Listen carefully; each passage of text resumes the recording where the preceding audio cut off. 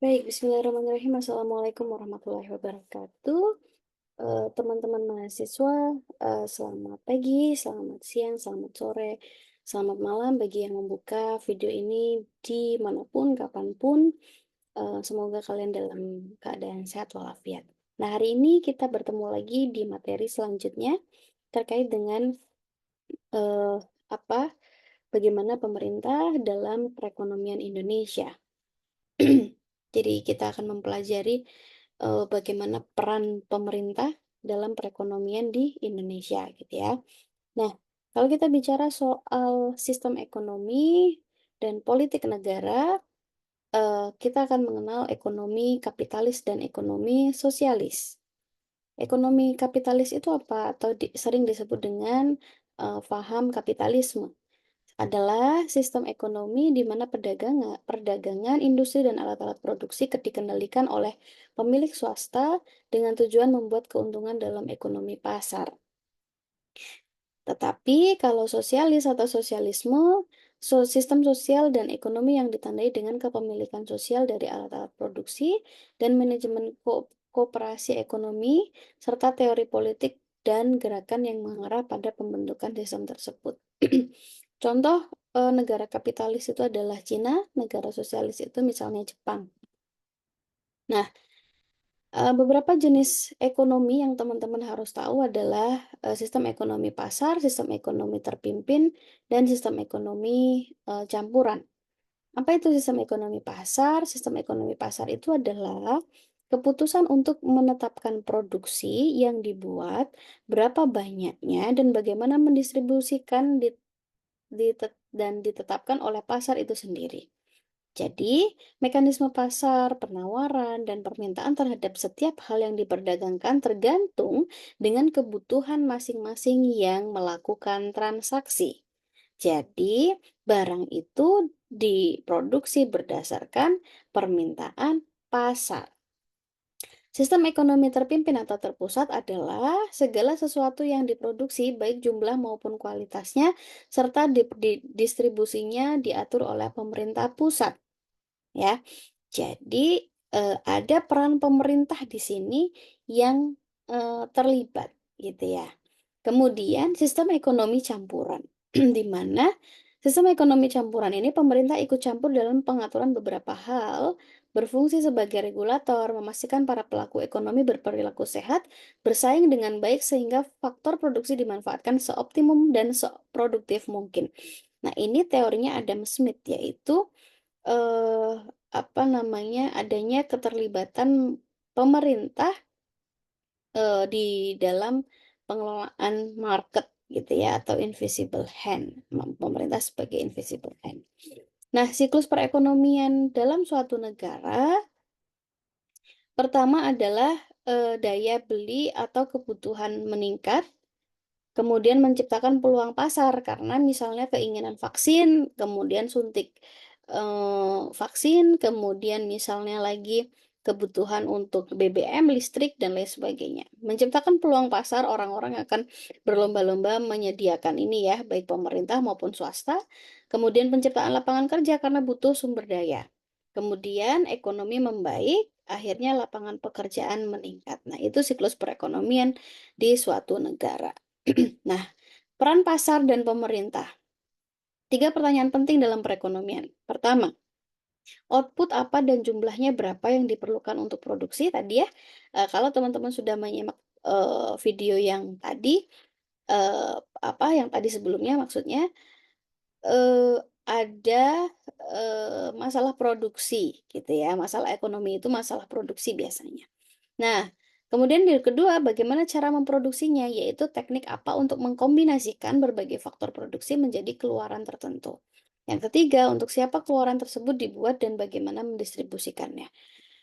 Oke, Hmm, kemudian kalau kita bicara soal peran pemerintah dalam ekonomi ya, dibagi menjadi dua, dalam ekonomi terpusat dan ekonomi pasar.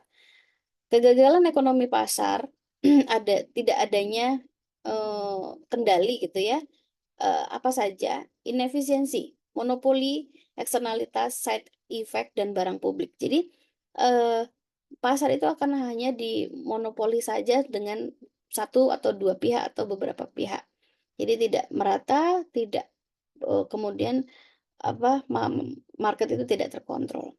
Kemudian menciptakan ketidakadilan, ya.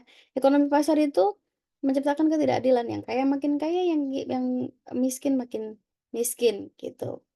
Masalah makroekonomi, siklus bisnis.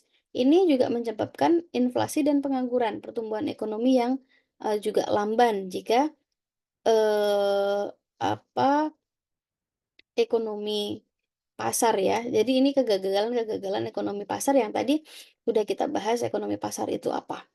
Nah, campur tangan pemerintah. Kenapa harus ada pemerintah ya di sini? Karena tadi kegagalan pasar, maka pemerintah itu harus mendorong persaingan, campur tangan dalam pasar, mendorong aktivitas yang bermanfaat, redistribusi pendapatan, stabilisasi melalui kebijakan-kebijakan makro, dan juga merangsang pertumbuhan ekonomi. Nah, peran nyatanya apa? Pertama, menyediakan sarana prasarana yang tidak dapat dilakukan oleh swasta. Misalnya ada jembatan provinsi, jembatan jalan provinsi, jalan nasional, jalan kabupaten, itu semuanya misalnya dari pihak pemerintah, kemudian jembatan dan lain sebagainya. Side effect-nya meminimalkan hal-hal buruk untuk memaksimalkan hal-hal yang baik. Memberikan pedoman arahan. Misalnya wajib belajar, KB, obat-obat terlarang. Kalau di pasar bebas semuanya bisa dijual belikan. Tetapi ketika ada campur tangan pemerintah, ada pedomannya. Oh, ternyata kita harus belajar 12 tahun. Wajib belajar. Oh, ada KB. Oh, ada obat terlarang dan lain sebagainya. Menolong yang lemah dan yang miskin. Biasanya ada subsidi-subsidi silang yang dilakukan oleh pemerintah. Kemudian pemerintahan yang stabil. Nah, apa itu pemerintahan yang stabil? Menciptakan pemerintahan yang stabil itu hanya dapat dicapai bila kondisi ekonomi juga stabil atau membaik. Tetapi yang lebih penting adalah adil ya, adil merata gitu ya. Jadi tidak hanya makanya kalau kita ngomongin nawacitanya Jokowi di periode yang lalu adalah pemerataan ya dari 3T.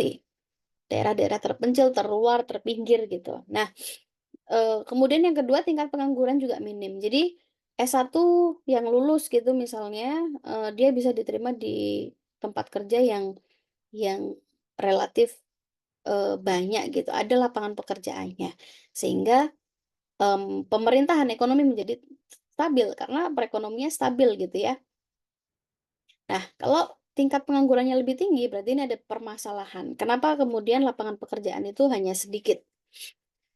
Kemudian kebutuhan masyarakat terpenuhi, didorong agar tidak hedonisme, ya hedon, pandangan hidup yang menganggap bahwa kesenangan dan kenikmatan materi adalah tujuan utama hidup. Misal, mahasiswa itu mahasiswa atau orang-orang kerja sekarang ya banyak yang dikit-dikit healing, apa hedon gitu ya. Mereka menganggap bahwa itu adalah kesenangan, kenikmatan materi yang menjadi tujuan hidup mereka. Tapi ternyata itu salah, gitu ya. Jadi masyarakat diminta untuk memenuhi kebutuhannya saja, artinya kebutuhan primer begitu ya.